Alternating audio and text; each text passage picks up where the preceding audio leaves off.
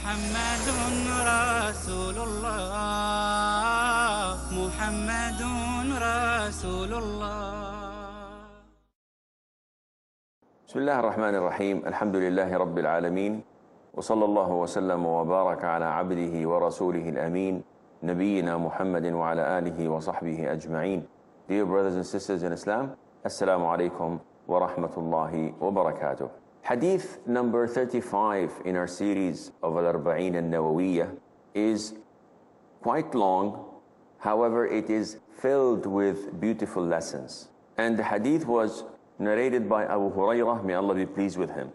He says that the Prophet ﷺ said, "Do not envy one another, and do not bid one another out for raising the price, and do not hate one another, that is, do not nurse grudges, and do not give your back to each other, and do not enter into a transaction when your brother has entered into that transaction, and be as fellow brothers and servants of Allah. A Muslim is the brother of a Muslim. He neither oppresses him, nor lets him down, nor lies to him, nor looks down at him. The piety is here." And the Prophet ﷺ pointed to his chest 3 times. The piety is here, the piety is here. It is a serious evil for a Muslim that he would look down or despise his fellow Muslim. All things are sacred for his brother in faith, his blood, his wealth, and his honor and reputation. This hadith was reported by Imam Muslim in the Sahih. Now, as you've heard, the hadith contains a lot of lessons to be learned. Among them is the prohibition of envy among Muslims. And what is envy? Envy can be levels. One level is that I wish that whatever Allah has blessed you with, that you would lose it. And this is evil. If you have a righteous son, I wish that he dies. If you have a good car, I wish you make an accident with it. This is envy. This is evil feeling that makes people want things to be lost. There is some other type of envy which is a little bit lesser in gravity, such as always looking at others and what they have and wanting to have a similar thing. And this is not permissible. They have a big house, I wish I can have a big house as well. This is not permissible except in 2 types, and that is if someone has knowledge of the Quran and of the Sunnah and he's teaching people and acting upon it, or when someone has wealth and money and he's spending it in the cause of Allah and in means of charity as well. Now, the first sin, scholars say, was envy. And that is when Satan became envious of Adam and refused, out of arrogance, which is also another sin, refused to prostrate to Adam as commanded by Allah. And he said, "I'm better than him." So this envy was the first sin that caused what we know of the things that had happened to Adam, peace be upon him, and to our mother Hawa or Eve. It is also what made the siblings attempt to kill their brother Yusuf, peace be upon him, and then agreed to simply throw him in a well and leaving him for dead. This sin is the same sin that made the sibling actually kill his brother, as in the story of the sons of Adam, and so on. And that is why the Prophet tells us, do not envy one another, because leads to hatred and holding grudges against Muslims. And this is why the Prophet also mentioned another thing that causes hatred among the Muslims, which is najash. And najash in Arabic means that you bid over something without any interest in buying it, just simply to fool other Muslims. For example, there is a car of a friend of mine, and he is making an auction in the car market. So people gather, 10,000, 15,000, 20,000. The car costs actually not more than 20,000. And I see the people, so I agree with 4 or 5 others to raise the price. So 20,000, 20,000, and I say 21. And another poor person thinks that the car is worth more if I'm bidding. So he says 22. And those who I've collaborated with would say 24, until they raise the price to a limit where it is satisfactory to the owner, and he would sell it. Now I and my friends did not have any intention of buying it. We were simply fooling others so that they can raise the price and benefit our friend. And the opposite is true as well. When it is not intended for the item itself, but rather to harm that individual.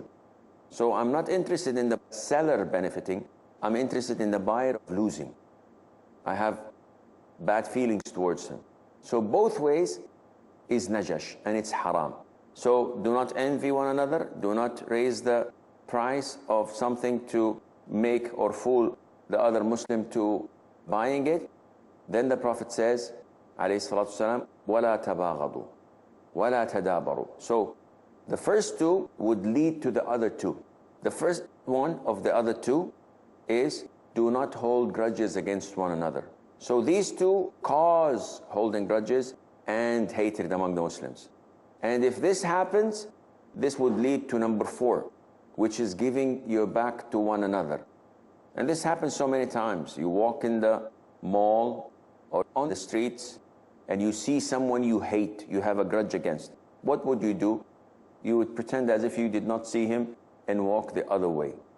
And the Prophet says, do not give your back to one another. It is a sin. Even if you see someone you hate, as a Muslim, you say, Assalamu alaikum wa rahmatullah, and he replies to you. But to look at each other and pretend that you did not see one another and give your back to one another, this is forbidden in Islam. The reason, our religion is different than any other religion. Our brotherhood originates from our religion. And that is why Allah says in Surah Al-Hujurat, إِنَّمَا الْمُؤْمِنُونَ إِخْوَةً. Verily that the believers are brothers. So our brotherhood comes from our religion, not from our nationality, not from our ethnicity, not from how we look or talk. It comes only from Islam. And that is why from the furthest borders of China to the United States of America, a Muslim is a Muslim, no matter where he comes from.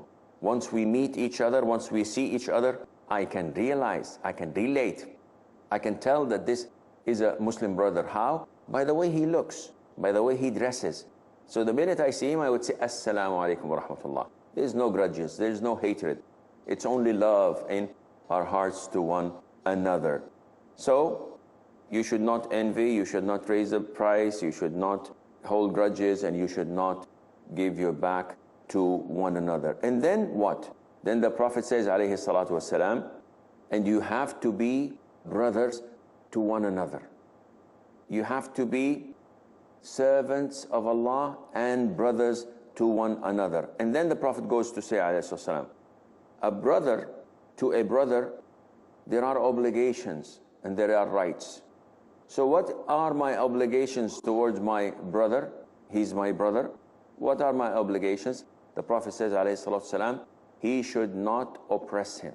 So the first right of your brother is that you do not have any kind of wrongdoing or dhulm against him. And we spoke about injustice and fairness before. And we spoke about the fact that the Prophet said, alayhi salatu wasalam, Allah the Almighty said, I have made injustice prohibited upon myself. Allah Azza wa Jal has made injustice prohibited upon himself, and he made it forbidden among us. So we should not have any kind of oppression or injustice against one another. So the Prophet ﷺ is highlighting it again. The Muslim is the brother of a Muslim. He does not oppress him. And that is why the Prophet said ﷺ in another hadith, that a person must help his brother whether he is a wrongdoer or he's being done wrong to. So whether the Muslim is an oppressor or a victim, you should help him. Now the companion said, "O Prophet of Allah, if he were a victim, this is understandable. I know how to help him. But how do I help him when he's the oppressor?" The Prophet says, alayhi salatu wasalam, you prevent him from oppressing others. And this is beautifully stated. So many times when someone is oppressed, we rush to the rescue. And I say so many times, unfortunately, we see Muslims being killed, Muslims being tortured, Muslims being bombed, and we do not say or react at all. Why? It's another country. Muslims are not like that. They are one unit. They are like a brick wall. Each one of us is a brick. A brick next to another make a wall. So the Prophet tells us, alayhi salam, that not only if he's a victim, even if he's the oppressor. So they said, "O Prophet of Allah, how can we help him when he's the oppressor?"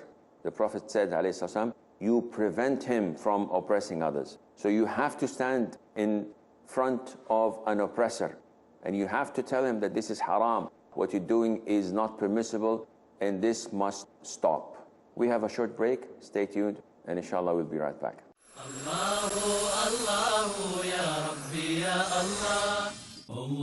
Assalamu alaikum wa rahmatullahi wa barakatuh. This is your brother in Islam, Mamdouh Muhammad. You're watching Peace TV, the solution for humanity.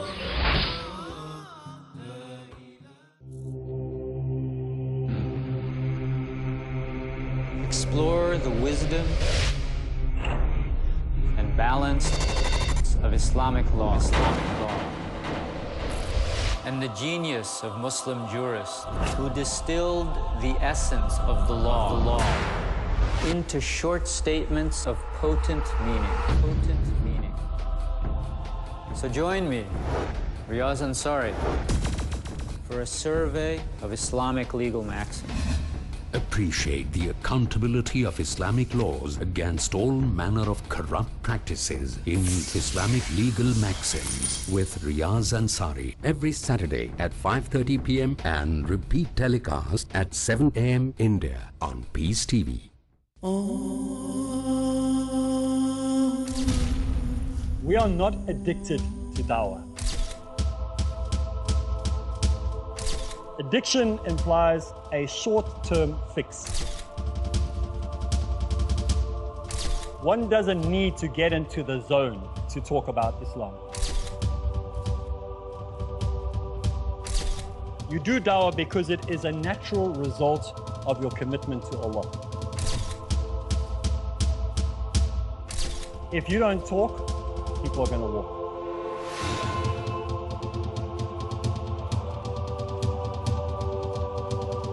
The most effective combination in the propagation of true Islam is found in Dawah Ilallah.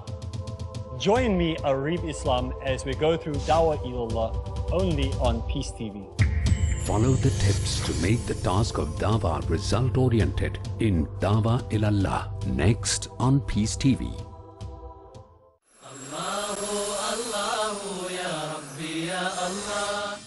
Assalamu alaikum and welcome back. So the Prophet ﷺ is using 4 words. A Muslim is the brother of a Muslim. He does not oppress him. He does not let him down. He does not lie to him, and he does not look down at him. Oppression is completely forbidden in Islam. And there are 3 types of oppression. Either you oppress a brother deliberately, and this is totally prohibited. As in the hadith, Allah says, I've made oppression and injustice forbidden upon me, and I make it forbidden upon you, so do not oppress one another. The second type of oppression is when you see your brother being oppressed, or someone's backbiting him, or someone's plotting to harm him, and you stay and stand there idle, watching without doing anything. This is haram. The Prophet says, alayhi salatu wassalam, There is no one who lets a Muslim down in a place where his honor will be transgressed and his sanctity violated, but Allah will let him down in a place where he would love to have Allah's help. And this is a strong warning. If ever you let a Muslim down when he is being oppressed or transgressed against, Allah Azza wa Jal would let you down in a similar situation where you are in need of Allah's help most. So do not oppress and do not allow oppression to take place. You have to defend your brother. So many times we sit and we hear people talk about our brothers in a negative way, backbite them, say bad things about them, and the least we do is we do not talk, we do not comment. Sometimes we, out of courtesy, smile. Sometimes we contribute to say, yes, and he did this and that as well. All of this falls under the prohibition of the Prophet ﷺ when he tells us that we should not do this. We should not lie to our Muslim brothers. And a Muslim does not lie. He always says the truth, even if the consequences are against him. He says the truth for the sake of Allah, trusting and believing and relying on Allah, depending on Allah to make a way out for him because of his truth. And this is what happened with Ka'b ibn Malik, may Allah be pleased with him, and the two other companions who witnessed Badr. When the three of them did not go out with the Prophet ﷺ when he marched to Tabuk. And when the Prophet came back ﷺ, all the hypocrites came and they started giving excuses, lame excuses. And the Prophet ﷺ accepted that because they're hypocrites and they're saying something and only Allah knows what's in their hearts. But when Ka'b ibn Malik, the poet of the Prophet ﷺ, came and the Prophet asked him, why didn't you come, Ka'b? Ka'b said, I know, I am a person who has eloquent speech. If I say something, you will believe me. But Allah Azza wa Jal knows what's in my heart, and I will be exposed and then doomed in hell with the hypocrites. So I will not beat around the bush. I don't have any excuse. So he said the truth.